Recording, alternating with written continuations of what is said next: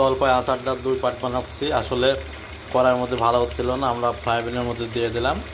তো দেখতে পাচ্ছেন আমরা এখনও জ্বালায় যাচ্ছি। এখন এর মধ্যে আমরা চিনি দিয়ে দেবো, আর কী কী দেবো আপনাদেরকে দেখিয়ে দেব।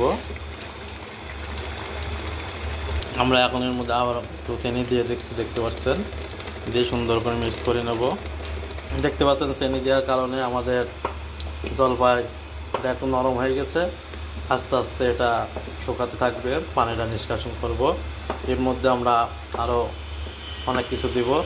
আমরা তলায় আস্তে আস্তে নাড়তে হবে, যাতে জলপাই আচারটা যাতে তলায় না লেগে যায়, সেদিকে আমরা অবশ্য লক্ষ্য করব।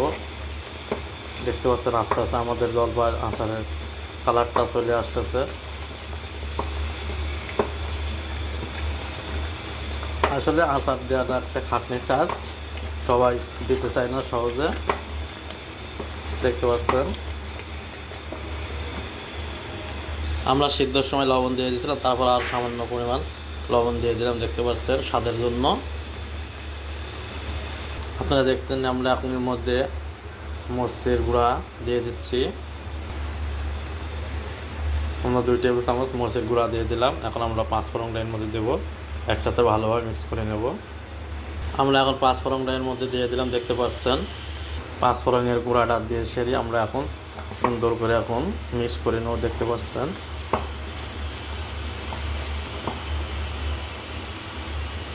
এখন আমরা 2 হাত দিয়ে, আমি 1 হাত ধরছিলাম, এখন আমরা 2 হাত দিয়ে ধরে মিক্স করে নেব।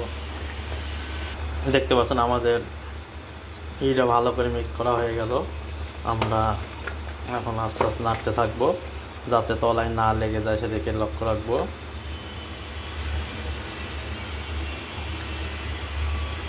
দেখতে পাচ্ছেন আমাদের আচারটা আস্তে আস্তে তেল ছাড়তেছে। তো অতএব আমরা সাবধানে আস্তে আস্তে নাড়তে থাকবো, যাতে তলায় না লেগে যায়, খেয়াল করবো। দেখতে পাচ্ছেন কোন মধ্যে তেল ছাড়িয়ে যাচ্ছে, সরিষার তেল। আচারটা আমরা বেশি দিন রাখার জন্য ভিনেগার দিলাম, দেখতে পাচ্ছেন। এখন দিয়ে সুন্দর করে মিক্স করে নেব। দেখতে পাচ্ছেন এ পর্যায়ে আমাদের কালারটা প্রায় চলে আসতেছে আস্তে আস্তে। দেখতে পাচ্ছেন পানি নিষ্কাশন হচ্ছে কত সুন্দরভাবে। আসলে আপনারা বাড়িতে এরমভাবে ট্রাই করবেন, ইনশাল্লাহ পারবেন। সবাই সুন্দর করে 1 বছরের আচার একবারে সংরক্ষণ করে রাখবেন। আসলে জলপাই তো সবসময় পাওয়া যায় না, এই জন্য আমরা একটু বেশি করে দিয়ে থাকি। দেখতে পাচ্ছেন অবশেষে আমাদের আচারটা হয়ে গেছে। তো আমাদের এই আচারটা যদি ভালো লাগে, অবশ্যই আপনারা বেশি বেশি লাইক শেয়ার কমেন্ট করতে ভুলবেন না, এবং অন্যকে দেখার সুযোগ করে দেবেন। আমাদের এই আচারটা যদি ভালো লাগে থাকে, ইনশাল্লাহ সবাই একটু বেশি বেশি লাইক শেয়ার কমেন্ট করবেন, অন্যকে দেখার সুযোগ করে দেবেন। আলম রান্নাঘর থেকে আল্লাহ হাফেজ। আমরা এখন ঢালি ফেললাম, দেখতে পাচ্ছেন আচারটাকে ঢালার পর একবারে কালারটা আরও সুন্দর আসছে।